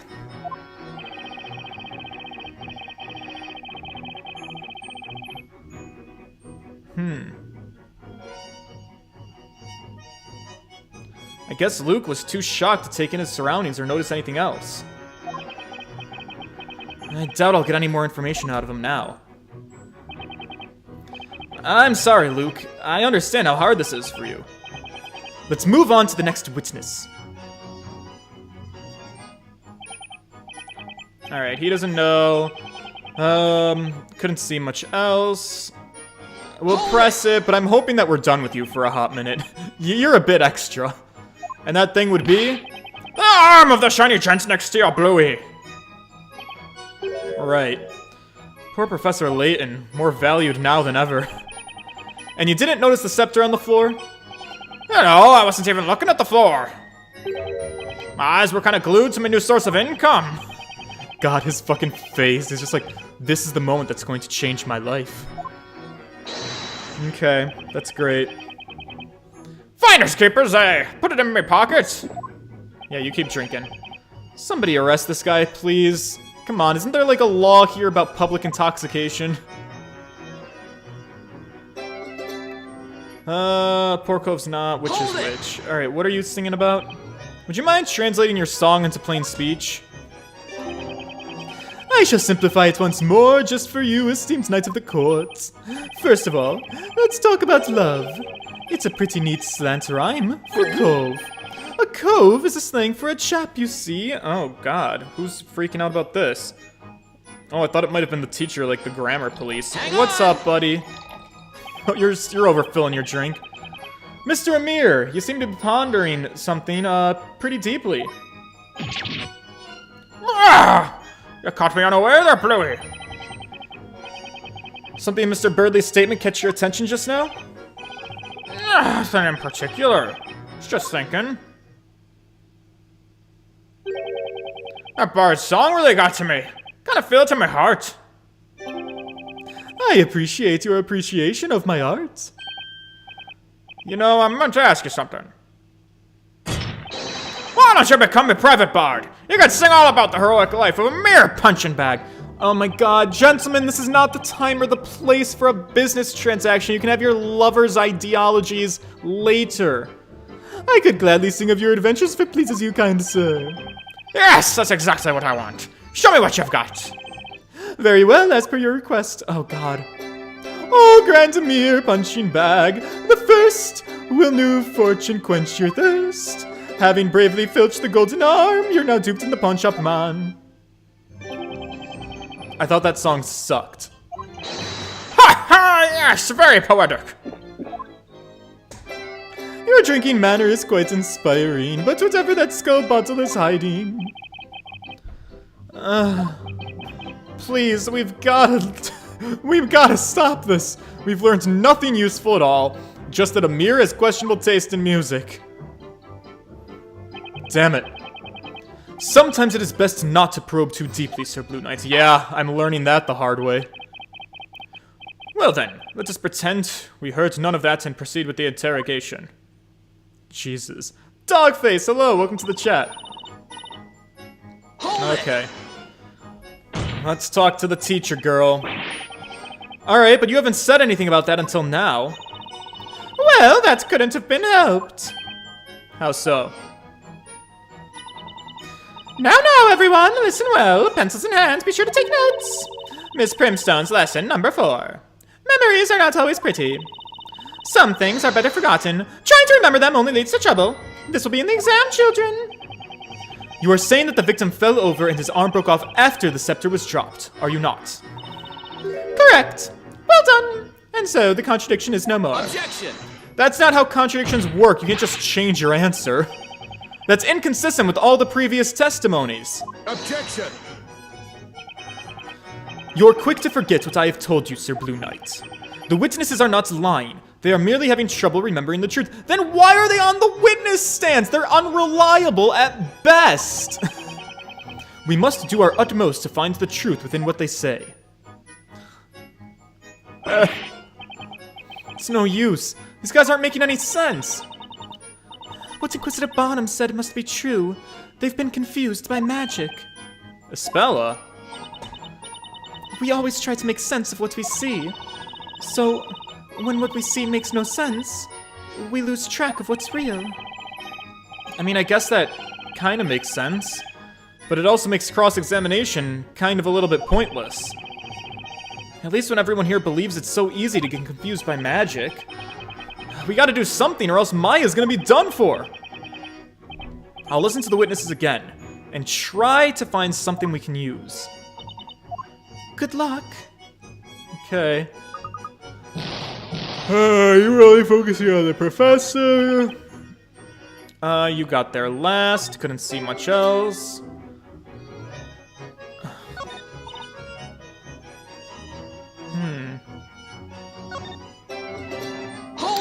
Let me press this guy again, but let me not question Amir for a second. Because I still don't really understand what he's going on with his song. Alright, let's talk about love. It's a pretty neat slant rhyme for cove. A cove is slang for a chap. Amir's the only guy who reacts, but we're not going down that rabbit hole again. Then we have the word witch, and it's homophone witch. Right. Next, we have the delightful consonants of beloved and bewitched. It's ultimately a song about confusion. I'm very confused. To be honest, there's nothing more to it. It's merely an artistic expression of my feelings. So, it's got nothing to do with this case. I am a well of melodious words and poetic music. No way! Oh. Oh, dearie, dearie me. Luke, are you here to save me? Would you like to say something, buddy? Oh, sorry. I guess I spaced out a bit. What is it, Mr. Wright? Well, you seem to be thinking pretty hard about something during Mr. Birdley's song. Or, testimony, just now. Is there something you would like to share with us? Well, I've been thinking about what Mr. Barnum said a while ago. And what was that exactly? That humans who witness magic become confused and lose sight of what's real. They end up not knowing what's actually happened. I was thinking Mr. Barnum may be right. And then it occurred to me that there might be a way. I mean, we do have with us a witness who isn't human. Dearie, dearie me. You know what is the most unbelievable thing about what's about to happen in this game? The most unbelievable part is that it is not even going to be my first time cross-examining a parrot on the witness stand in trial. We've talked to a parrot before, so you know what? Crazier shit has happened in my career as an ace attorney. Fine, Luke. Let's throw the parrot on the witness stand. Phoenix. The situation seems oddly familiar. I love the reference. I asked him earlier if he remembers the events clearly or not. He said he has a memory better than an elephant, and he remembers everything perfectly well. That's right. I almost forgot. Luke has this weird ability where he can talk to animals. Mr. Wright, I know it sounds crazy, but please, let me try. Let me ask Cracker to testify.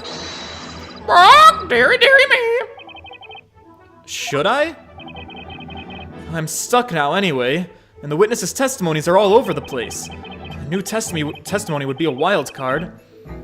But it could be the thing that would turn this trial on its head. It's a crazy idea, alright? If I make a mistake now, it'll put me in a tight spot. Defender, are you still with us? This is not the time or place for daydreaming. What do you intend to do? It looks as though you've exhausted all means for a counterattack, Sir Knight in Blue. Is it not time for you to drop your sword? Oh, my sword doesn't drop first, buddy.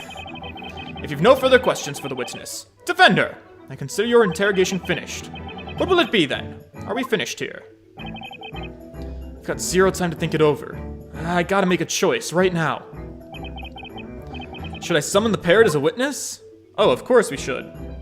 Let's hear this cracker's testimony. Wait, what? Your Honor, the defense would like to summon a new witness. A new witness, you say? Who do you have in mind? Were you not listening to the child? It's a witness you all know, by the name of Mr. Cracker. Mr. Cracker? I know of no man by that name. Mr. Cracker. The defense summons its new witness, Mr. Cracker the Parrot. A parrot as a witness? Listen, if I was able to do this in Japanifornia, I see no reason why I wouldn't be able to do it in Labyrinthia.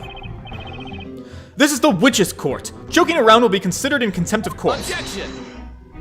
It's no joke, buddy. Mr. Cracker witnessed the crime. He saw it happen, and he heard it too.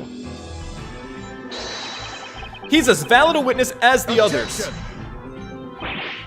No, he is not! That bird is nothing but a pet animal. Referring to it as Mr. will not change that. Humans are confused by magic, to the extent that they lose sight of what's real. That's what you yourself said, Inquisitor Zacharias Barnum. Calling me by my full name does not help justify such brash foolishness. The Inquisition is against interrogating a parrot. By the way, kind sirs, I suppose you should know that my dear companion never forgets a sound that he hears. So he remembers everything he hears, huh? It's definitely worth asking Cracker to testify. The court sees this situation as follows. The witnesses' testimonies do not hold together. In fact, they are as erratic as that of Bard's songs. I cannot see this trial getting any more confusing. Very well, the defense may summon this avian witness. Ah, can you believe it, Frankie? What's up with Mr. Blue's suit, Franny? Summoning a parrot like a witness? Summoning? Does it mean like the familiar was summoned? By hook or by crook, I'm gonna do whatever I can to save my bestie. Be it summoning a parrot or a familiar, whatever it takes within the boundaries of the law. Of course, I'm responsible. Jesus. Welp. Alright, witness. Objection! State your name for the... Oh. Not so fast! I hardly even know where to begin, but... First of all... What's the matter with that boy looking so pleased with himself? He looks like a cat that got the cream. Ah, that'd be me, wouldn't it? Don't mind me. Just think of me as a perch for Cracker, that's all. And just what is the purpose of questioning a bird? A parrot may be able to repeat what others say, but it cannot talk on its own. Oof. It's precisely because Cracker doesn't talk in his own words that he is certain to tell us the truth. What? Cracker remembers every sound he hears, even just once, with absolute perfection. So, let's have him testify exactly what he heard. And if Cracker can repeat every sound, I'd say this should be valuable testimony. I cannot believe this is happening. Oh wow, we clonked on all of the witnesses except for just the bird and Bardley. A witness that cannot talk will lie. The idea is much to my liking. Well then, may our new witness Cracker testify to the court. We wish to know exactly what you heard from beginning of the incident. Witness testimony. Slam! Deary, deary me. Dodo! Objection! What's this now? That's interesting. Why, those are the sounds of the incident, exactly as Cracker heard them. So you heard the spell cast after the teacher came into the room. Ludicrous! Evidently, this is nothing but a farce after all. What do you mean, Inquisitor Barnum? I must admit I found the parrot's testimony quite impressive.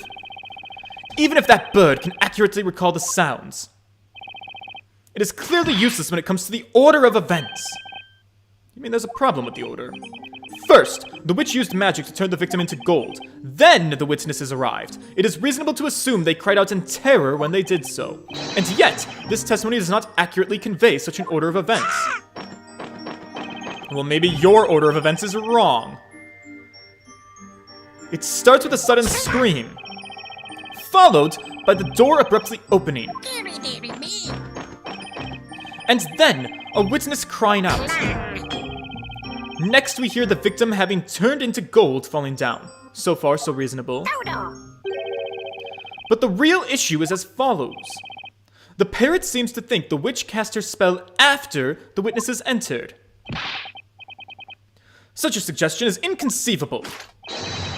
The reason is simple. At the time, the victim had already been turned into gold. Ah! Indeed, it's as you say, Inquisitor Barnum. That is a little bit confusing. The parrot's capacity for imitation is excellent. I will concede that its testimony does have some entertainment value.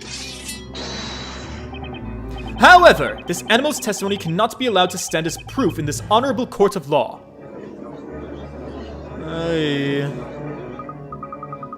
Don't write Cracker off just like that! Do you now see how foolish you were to summon this parrot as a witness? Ugh, not good, Phoenix. Not good at all. Should I really go through with this cross-examination when it feels like everyone in this court is against me? Yeah, 'cause listen, how are we gonna backtrack from this? The defense wishes to cross-examine the witness. Are you serious? Did you not hear what I said? Are you choosing to ignore my words? Yes. A witness that cannot talk cannot lie. Either this parrot's testimony is the naked truth.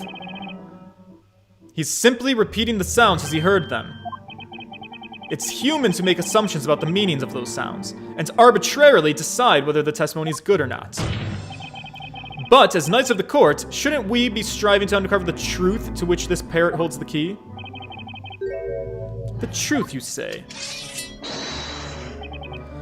Very well. Show us the truth that this bird purportedly knows. Interrogate that parrot. Meanwhile, I shall enjoy the show. Will you do it, Mr. Wright? Do you think it's hopeless? Well, if you're asking... Defender, you may interrogate the witness. Alright, let's press everything. All 4 sounds.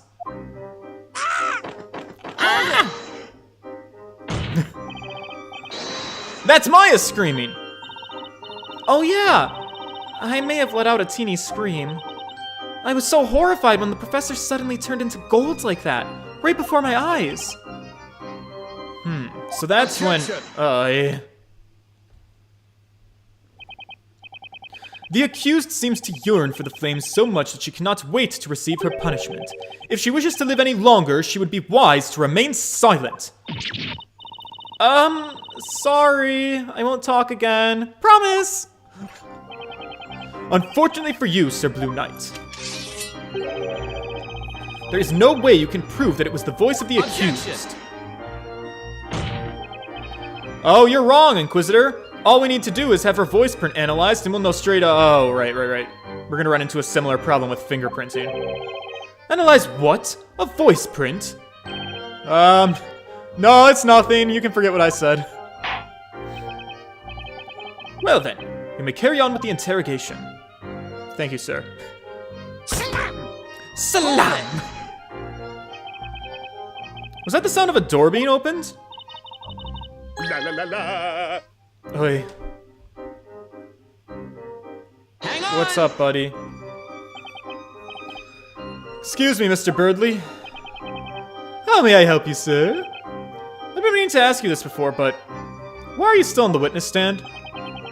Are you suggesting I should leave my dear partner alone with strangers who cannot even sing?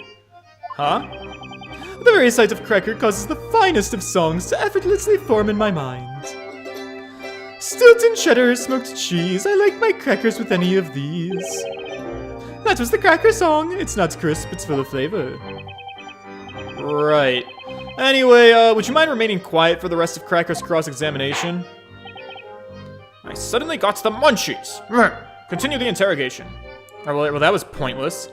Dearie, dearie me. Okay. Hold it! I think we all can agree that this sounds like Miss Primstone, right? When we entered the room, we all kind of reacted in surprise. Oh my god, this guy again. What now? Mr. Birdley, can I ask you something? I have felt your keen gaze upon me for a while now. You can't help but admire me, can you? The statement you heard earlier. Is there anything you want to comment on? I wonder if there was. My peerless companion, what do you think? Hang on! Oh, Mr. Wright! He's imitating you perfectly! It's adorable! Can't say I share your love for the bird, Espella. Feels like it's mocking me. Carry on with the interrogation. Okay. Cling. We'll go back to Cling, but real quick, I also wanted to go back to Slam in the first one. What if we ignore this guy who's, like, distracting us? La la la la. Just ignore him. Seems to be saying, don't ask me, mate. Oh. Defender, this is getting us nowhere. Oh, okay, so we have to ask him. I was worried about the professor, so I barged right into the room. Poor Luke. Dearie, dearie me. Right, okay. Hold it! Clang. That's gotta be the sound of the professor falling over, I guess. La la la la. Professor! Alright, buddy. What's it this time? Hang on! Hang on! Mr. Birdley, can I ask you something?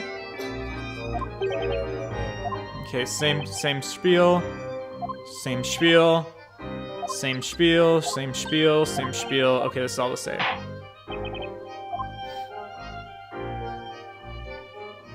Dodo. Hold it! Godor! That's the magic incantation, isn't it? Objection! Preposterous! At this stage, the victim was already on the floor. The transmutation spell had to have been used much earlier than that. I wonder... Luke, what about you? Did you hear the incantation too? La la la la.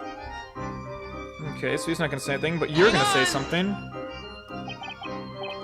Mr. Birdley, is this all the same? Okay, yep. Hang on. Okay. So we have to ignore him. He's distracting us. 10 out of 10. The bard should not be here. He's only being a distraction. So let me go back to this. Luke might have said something. Go door. Maybe they're saying go door. Go to the door. Objection! I need to get an answer out of Luke. Ignore him. I'm sorry. I can't seem to remember. After I saw the professor in that state, my memory of what happened next just isn't clear. I'm sorry, Luke. I know this is very painful for you. Anyhow, the important thing is that incantation. Somehow I get the feeling there's something odd about it.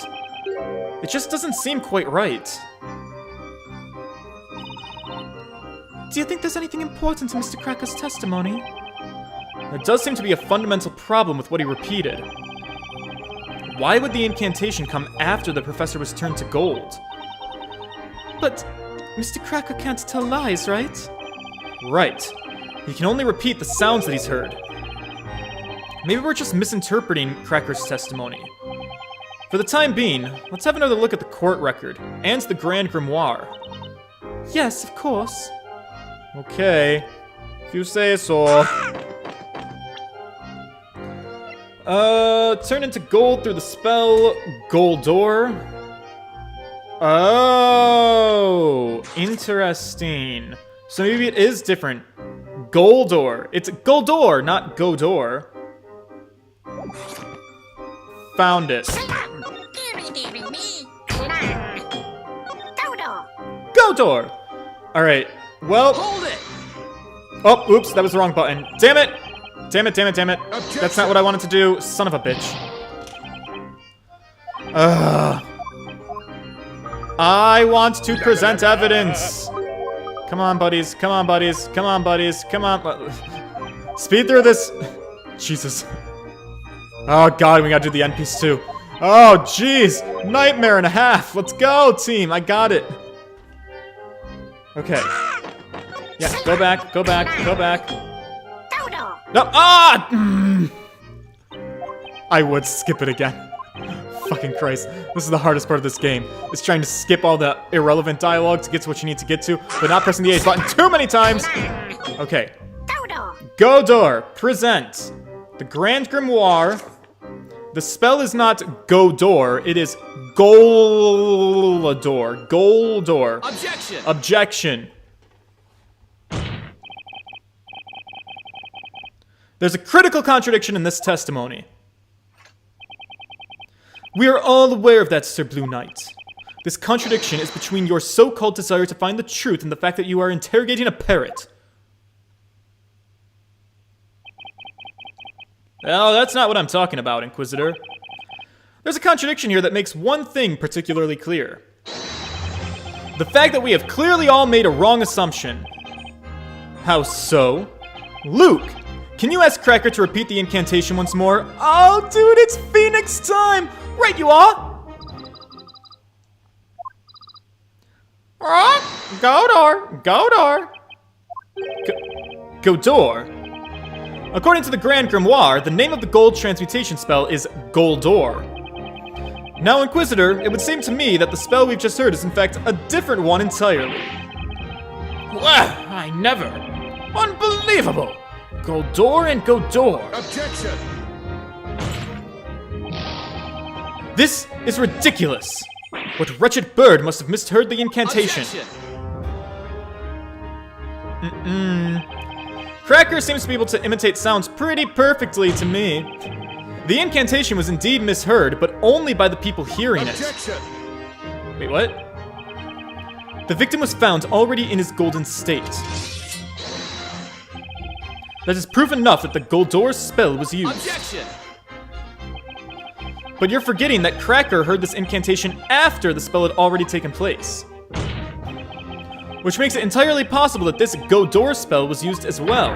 In other words, another spell besides the gold transmutation magic must have also been used. Oh, that's a bit of a stretch. Are we sure it's a spell? Another spell that we haven't yet considered? Now, the next question that needs to be asked is, Just what is this Godor spell? Objection! Utter foolishness, this is absurd. As convenient as it would be for you, there is no way that a spell by the name of Godor exists. Mr. Wright! Yeah, what is it, girl? I found it! The page about the spell Godor. It's listed in the Grand Grimoire, right here. Oh, what you gotta say to that, Barnum? You maybe should have done your homework. It exists? What? Well, girl, what does the spell do? Does it let you go through doors? Order! I demand order. Just like I thought. Cracker remembered it, exactly. But then, what kind of magic is this Godor? Well, my lord, the Grand Grimoire describes it in the following way. Godor creates a portal on 2 sides of green-colored walls. The portal disappears after 5... That's convenient, because we know of some walls that someone suspicious was painting green. Jean. I got questions for you. 2, that's a very, very specific spell. A portal on 2 sides of green-colored walls. Like, why? Creates a portal on green-colored walls. A portal spell? Godor. Creates a portal on 2 sides of green-colored walls. The portal will disappear after 5 minutes. Very specific spell. Aren't you a lucky man? It appears even the Grand Grimoire is on your side. However, there is a fatal flaw in your explanation.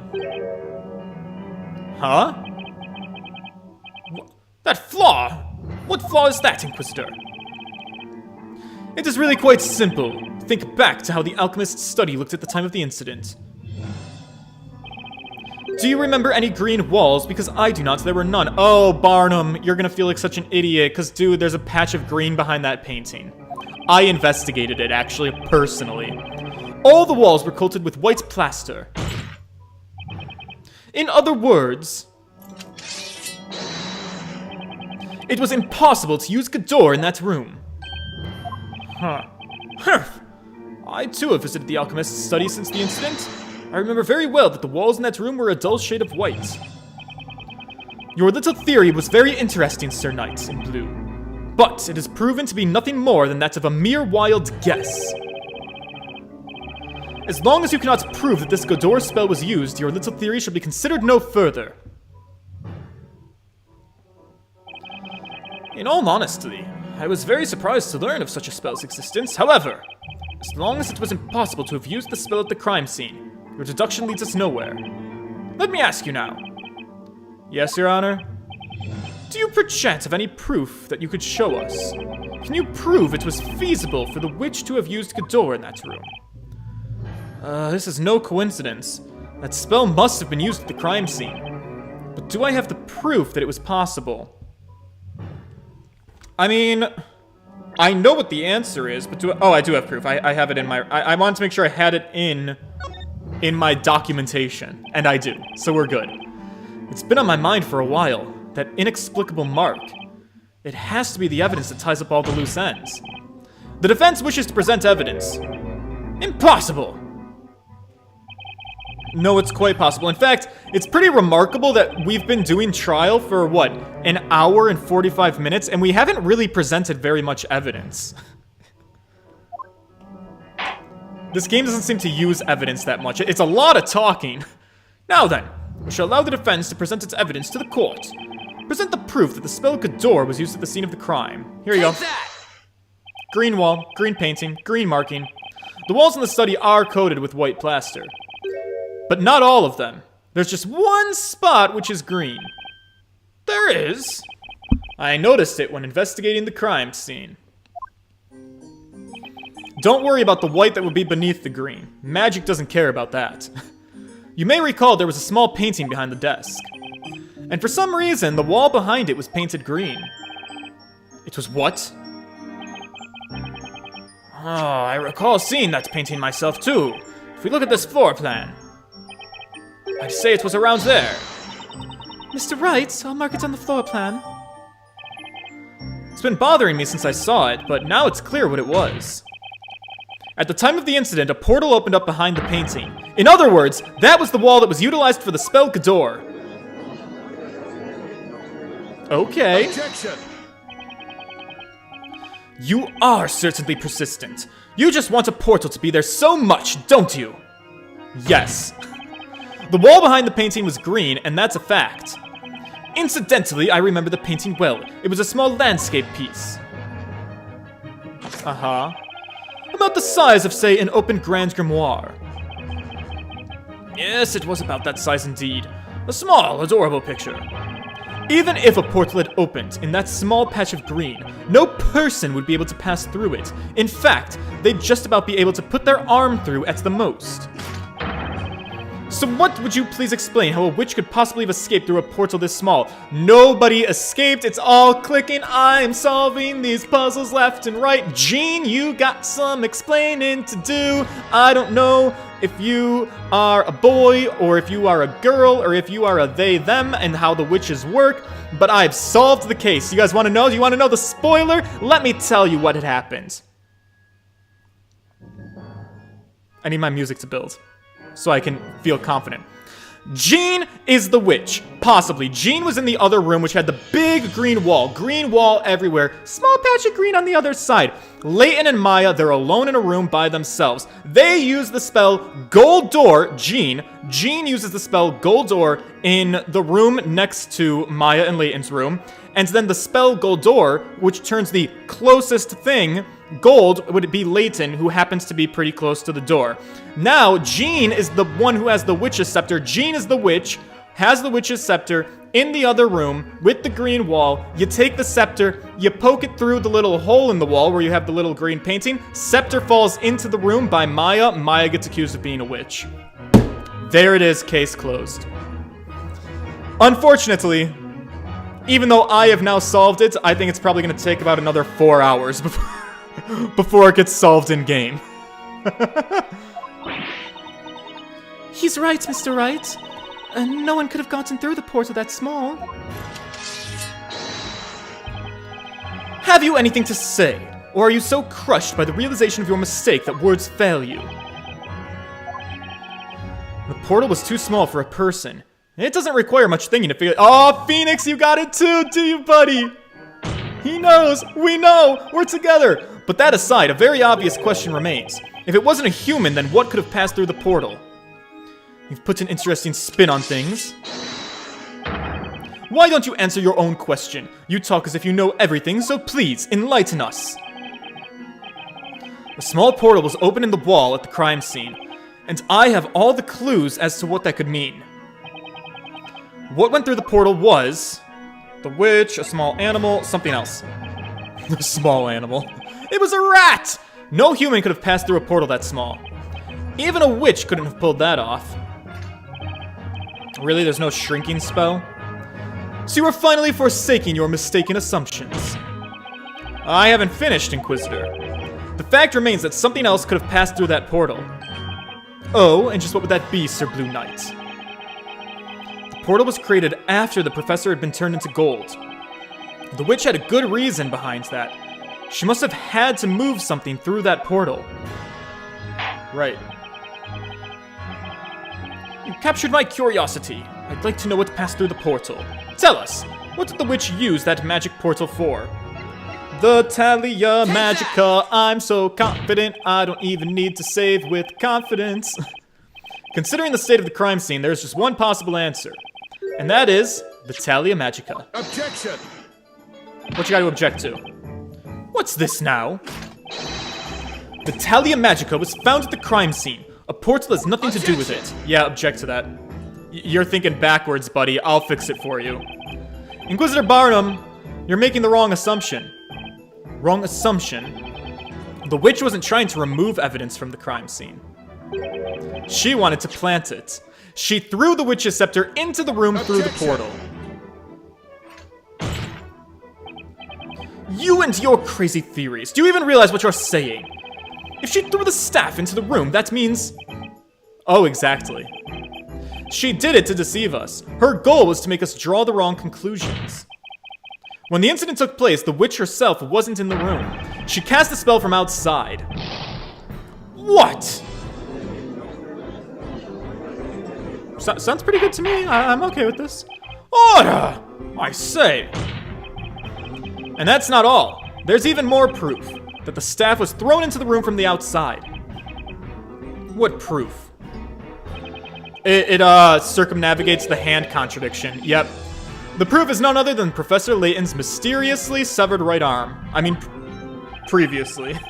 The victims are. How does that prove anything? None of the witnesses have testified that they saw the witch's scepter. However, a few of them claim to have heard it rattling across the floor. That's right. So if you take a look back at the floor plan and you remember from earlier in the trial, since the arm was standing up right here, we know that Maya couldn't have dropped the scepter because it would have tumbled into the hand. But now think about this. Where would you need to drop the scepter from in order for it to end up here? Oh, I see. That's right. The scepter could only have come from the small portal created by the spell Gador. I like it. This is a most unexpected turn of events. The witch wasn't in the room when the crime occurred. Or at least, that's the defense's claim. It's the only thing that explains all the contradictions we've run into. What you gotta say? Sir Blue Knight, with the imagination of yours, you could inspire to write a fantasy story. A nice try, I must admit. However, this line of assertion is futile. There is a glaring contradiction in your words. Another contradiction? Whatever are you referring to, Inquisitor Barnum?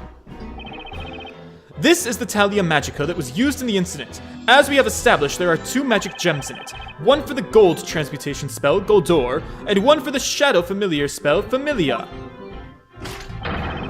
A witch in possession of this staff would not have been able to cast Gador. Well, you see, maybe she had another gem? Yeah, you're absolutely right. But you can't write off all the evidence supporting my theory as mere coincidence. In fact, wait a second. Wait a second. So the spell Godor is green. Wait a second. Hang on.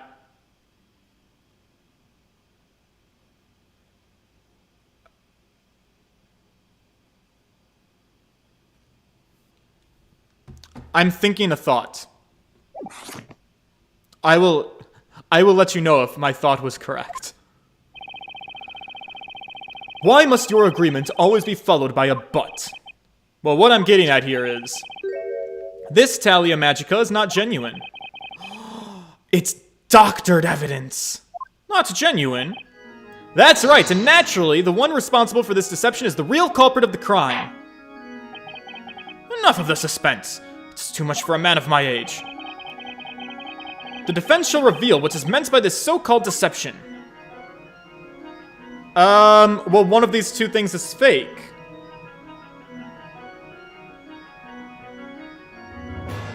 One of these 2 gems is fake. Okay. So, this is actually a little bit interesting. Obviously, I'm inclined to say that the Familia gem is fake because Professor Layton was indeed turned to gold. That's what would make the most sense right now. My only concern with that is, like, we saw that witch demon thing show up in the room, in the clip that, like, Maya saw. And so I thought that was the Familia that was summoned. So I felt like that spell had to be used. I don't know, I'll go with it. We'll see what happens. First, I want to clarify one thing. Can we be certain that the Talia Magica in question is authentic? Without doubt. The metal rod in its center is called the Spina Magica, the Spina Magica. The witch's mark on its tip is clearly visible and highly detailed. It is impossible to forge, even by the finest craftsmen in all of Labyrinthia. I can guarantee you its authenticity. Well, then that leaves us with only one possibility. The forgery in question is the Familia Magica Gem. The Familia Magic Gem. What? A forged magic gem. Objection! That is an insult to our investigators. Only witches can use the power of these magic gems, can't they? So tell me, how can you know whether a magic gem is the real thing or not? Objection! Fair question. Hold it there. We know for certain that the spell Gador was used. It is undoubtedly not forged. But what about Familia? Did anyone actually see a familiar at the crime scene? I thought they did, but maybe that was just a witch. But then I'm kind of confused because then I'm like, what did Maya see? It raises a couple of more questions for me. I wonder if those questions are going to have answers. That's... Oh gosh, 3 months ago when an investigation was carried out on Sir Belduke's death. The results yielded the following conclusion. The spell Familia had been used to summon a familiar, which then in turn carried out the murder. And the witch used exactly that to her advantage. Another similar incident at the same crime scene.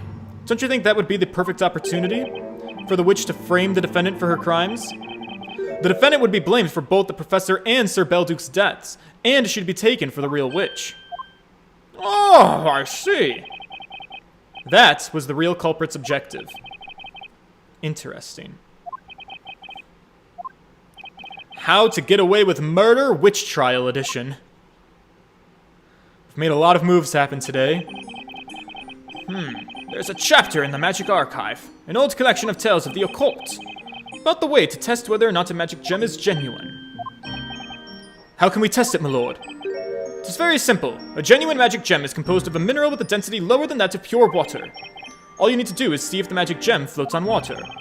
That sounds more like science than magic, but go off. That is simple indeed. All non-magical minerals in our world, with the exception of sepiolite and a few other special kinds, sink into water. So, all non-magical minerals, except for the ones that do float in water that are also non-magical. So, it's funny the way the rule system works. Alright, non-magical items have to sink in water, except for the non-magical items that float in water, that are still non-magic. Okay, go off, King. These eerily sparkling magic gems, however, will never sink when put into water. Bailiff! Remove this magic gem for immediate examination. The magic gem's a fake! What's up with this trial? This isn't how I expected it to be. It's alright, darling, don't cry. You'll get to see a witch burn today. Sir Barnum never disappoints. Hush now. There. Wow, they really do just want to see someone burn alive. It's pretty wild. Defender! If your theory is correct, this could be the biggest occult crime in history. But another important question remains. I wonder if you can answer it. Who is the supposed real witch that threw the Talia Magica into the portal? I have a hypothesis. The real witch. There's only one person who comes to mind. And frankly, I still find it hard to believe. But it's the only possibility. Once I indict her, there's gonna be no turning back. Knowing the consequences... Should I give them her name? It's a big conflict of interest. We're like throwing somebody under the bus in a burn-alive witch trial. Mr. Wright, in Labyrinthia, witches are punished by fire. I know you think that's going too far, but even in a world that seems so insane to you, those who take the lives of others must be punished. That's a universal law, isn't it? I guess we're supporting the death penalty in this game. The witch turned the professor into a golden statue, and that's not all. She took the life of the alchemist, and now she's trying to pin the whole thing on Maya. I mean, I can't let her get away with that. Fair points, all of them. Well then, defense, let us hear your theory. Who is this witch responsible for using Gador and then throwing the scepter through the resulting portal? I mean, I think it's pretty obvious at this point that it's Jean, but it's interesting, because even if you had no idea, who are we going to accuse? Are we going to say it's Maya? No. Amir's a boy. Are we going to say it's Miss Primstone? No, I mean, technically Jean is also a boy, but, like, Jean is also radiating they-them energy, so, Miss Primstone, no, she was, like, none of these other people make any sense. It's literally gotta be Jean. Take that! Well, when you've eliminated the impossible, whatever remains, however improbable, has to be true. There's only one logical possibility. It has to be that person. The real witch is Jean Grey Earl. Grey Earl? I've heard that name somewhere. Wait. Isn't that the butler who served Sir Belduke? That's correct. Objection! Poof! What's this about? You seem to love rolling out these ridiculous suggestions, but you ignored the obvious. Jean Grey Earl is a male. Inquisitor Barnum, tell me one thing. Have you seen Grey Earl's penis? Is it only females who can be witches? Are you daft? Of course it is only females. Oh. Never in the history of this court has there ever been a male witch. Yeah, but don't you guys also think you're just biased? You're so utterly ignorant, you should be ashamed of yourself. Alright, well, I'd like to ask another question. Is Jean Grey Earl really a male? What? That's a ludicrous question. The defense is certain that Jean Grey Earl is the witch responsible for using magic on Professor Layton. Bold statement to make. Objection! Will you stop fooling around? This is a groundless accusation. Objection! Oh, it's anything but groundless. It's very well grounded. Groundless, you say? I'm afraid that's where you're wrong. At the time of the crime, Jean Grey Earl was in the room next to the alchemist's study, and one of the walls in that very room happens to be painted green. It was. What's more, the green wall was the one adjacent to Sir Belduke's study. What? This is madness. Don't worry, Maya. I'm gonna save you. You don't look very comfortable up there. Inquisitor Barnum, quickly! Have the butler summoned to court. Have Jean Grey Earl brought here immediately. Certainly, my lord. It shall be done. Oh, boys, it's happening. There is no need for that. Oh. Oh! Hi. I am here. I shall come down right away. Ah, it's you. Wow. Well then, Mr. Wright. Shall we begin? I guess so. Jean Grey Earl. It would seem this trial is turned in a new direction. I think we all need a bit of time to take it in. We shall take a brief intermission. Thank God, I was hoping that was happening. Inquisition, defense. Sharpen your swords and wits to prepare yourselves for the next stage of this battle. Thank you, Your Honor. I could use the break. It shall be done, my lord. By the time we resume, the examination into the magic gem should have ended as well. Now, court is adjourned for a brief intermission.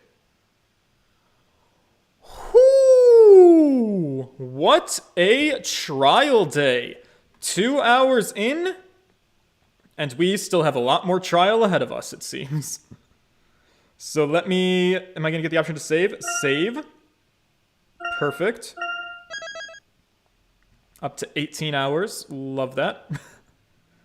And, oh god, there's Layton. We will put Jean in the hot seat and convict another person of being a witch and send them to the hellfire and save my bestie Maya tomorrow. So, I hope you guys will be there for that. 7 o'clock Eastern Time. Until then, make sure you please leave a like on this video if you've sat through and hung out with me tonight. Subscribe if you want to continue to hang out with me as we make more friends along this adventure. And we will do more trial stuff tomorrow. All right. I gotta go rest my back. Toodles, boys!